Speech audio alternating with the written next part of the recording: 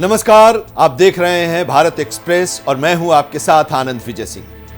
उत्तर प्रदेश के पूर्व मंत्री अमरमणि त्रिपाठी और उनकी पत्नी मधुमणि कवयित्री मधुमिता शुक्ला हत्याकांड में दोषी करार दिए गए थे, जिसके बाद से ही वो उम्र कैद की सजा काट रहे हैं।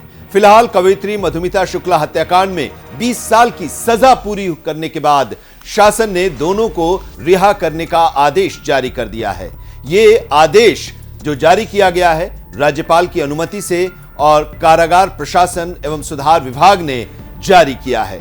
दरअसल उत्तर प्रदेश में महाराजगंज की लक्ष्मीपुर विधानसभा से विधायक रहे और पूर्व कैबिनेट मंत्री अमरमणि त्रिपाठी और उनकी पत्नी को कवयित्री मधुमिता शुक्ला हत्याकांड में दोषी पाया गया था, जिसके बाद कोर्ट ने उन्हें उम्र कैद की सजा सुनाई थी। फिलहाल इस मामले में 20 साल बाद अमरमणि त्रिपाठी को अच्छे आचरण की वजह से उनकी बाकी सजा को माफ कर दिया गया है।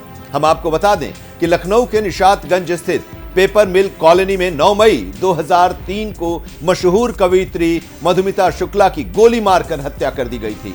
तत्कालीन मुख्यमंत्री मायावती ने इस मामले पर राजनीति गरमाने के बाद इस हत्याकांड की जांच सीबीआई को सौंप दी थी।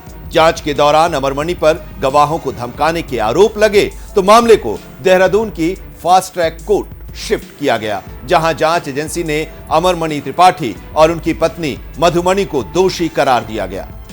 इस मामले में सुनवाई करते हुए देहरादून की फास्ट ट्रैक कोर्ट ने 24 अक्टूबर 2007 को पूर्व मंत्री अमरमणि और उनकी पत्नी मधुमणि समेत उनके भतीजे रोहित चतुर्वेदी और शूटर संतोष राय को दोषी करार देते हुए उम्र कैद की सजा सुनाई थी।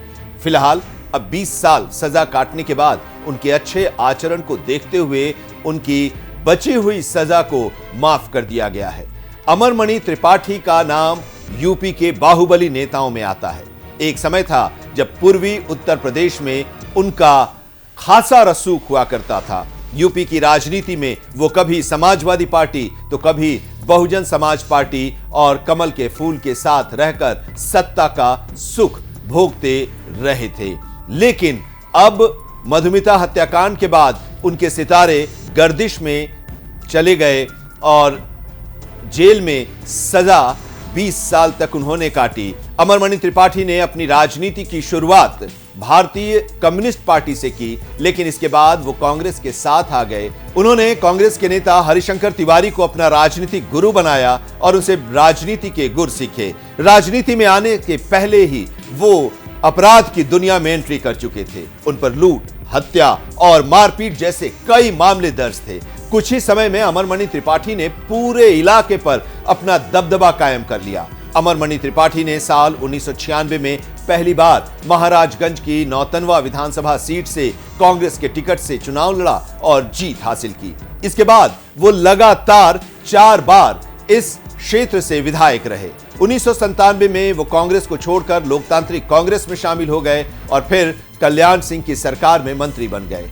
साल 2001 में बस्ती के एक बिजनेसमैन के बेटे के अपहरण मामले में उनका नाम आया तो बीजेपी ने उनसे किनारा कर लिया। इसके बाद 2002 में अमरमणि त्रिपाठी बीएसपी के साथ आ गए और उन्हें नौतनवा सीट से ही फिर टिकट मिल गया और इस सीट पर ज्यादातर ब्राह्मण मतदाताओं की संख्या होने का उन्हें फायदा भी मिला और वो चुनाव जीत गए।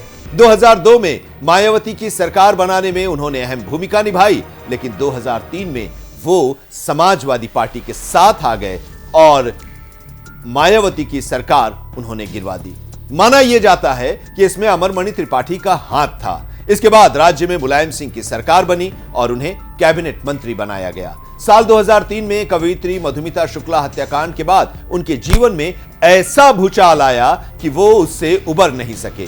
मधुमिता की गोली मारकर हत्या कर दी गई थी। जांच में पता चला कि वो उस समय गर्भवती थी। डीएनए जांच में बच्चे के पिता के तौर पर अमरमणि त्रिपाठी का नाम आया। साल 2007 में उन्हें इस मामले में दोषी पाया गया और अदालत ने उन्हें आजीवन कैद की सजा सुनाई। जेल में रहकर उन्होंने अपने बेटे अमरमणि त्रिपाठी को भी विधायक बनाया।